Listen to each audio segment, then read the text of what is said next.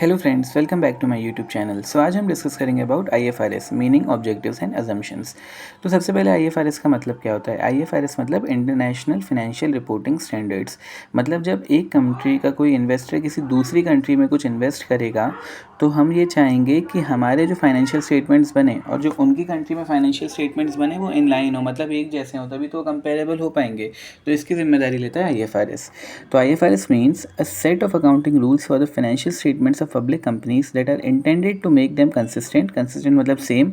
Transparent, transparent मतलब जिसके हम आर पार देख पाएँ, मतलब उसमें ट्रांसपेरेंसी हो। And easily comparable amount the world. फिर ऑब्जेक्टिव्स, उद्देश्य क्या है। इंटरनेशनल अकाउंटिंग स्टैंडर्ड्स बोर्ड आईएएसबी के प्रमोट्स यूज़ ऑफ स्टैंडर्ड्स। ये जो स्टैंडर्ड्स देंगे इसके यूज़ को प्रमोट करने के लिए, अभी जब कंसिस्टेंट होंगे तो हर कंट्री से यूज़ करेगी। Helpful to the outside users, outside users के लिए इसलिए हेल्पफुल होगा क्योंकि जब कोई आउटसाइड यूज़र हमारे फाइनेंशियल स्टेटमेंट देखेगा तो वो आईएफआरएस और आईएएसबी के हिसाब से होंगे, मतलब उनकी कंट्री और हमारी कंट्री के अकाउंटिंग में कुछ सिमिलैरिटी होगी, तो उनके लिए भी हेल्पफुल होगा। रिजॉल्विंग द अकाउंटिंग इश्यूज़, जब हमारे अकाउंट्स एक ही बेस पे बनेंगे, कॉमन ग्राउंड पे बनेंगे, तो कोई अगर इशू होता है तो उसे रिजॉल्व करने में आसानी होगी। मटीरियलिस्टिक इन्फॉर्मेशन, मटीरियलिटी अकाउंटिंग में होता है which can change the decision of users.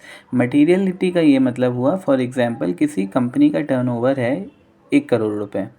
Turnover मतलब सेल्स 1 करोड़ रुपए। यदि उनके यहाँ 50 लाख का फ्रॉड होता है तो 50% तो उनका फ्रॉड हो गया, तो ये उनके लिए मटेरियल इन्फॉर्मेशन है, ये उन्हें डिस्क्लोज़ करनी पड़ेगी अपने अकाउंट्स में। Issues accounting standard which help in comparability to take informed decisions.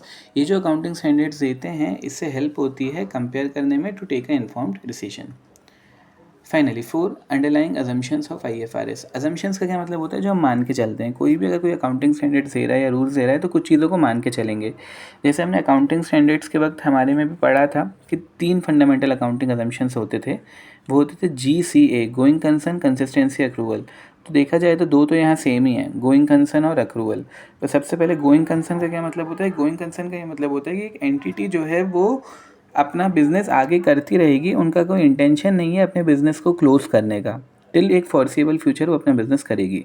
Accrual, accrual का ये मतलब होता है when the right to receive payment is established. ये कैश बेसिस पे नहीं चलता, अगर आपने काम कर लिया है तो उस अकाउंट्स में रिकॉर्ड आप करेंगे।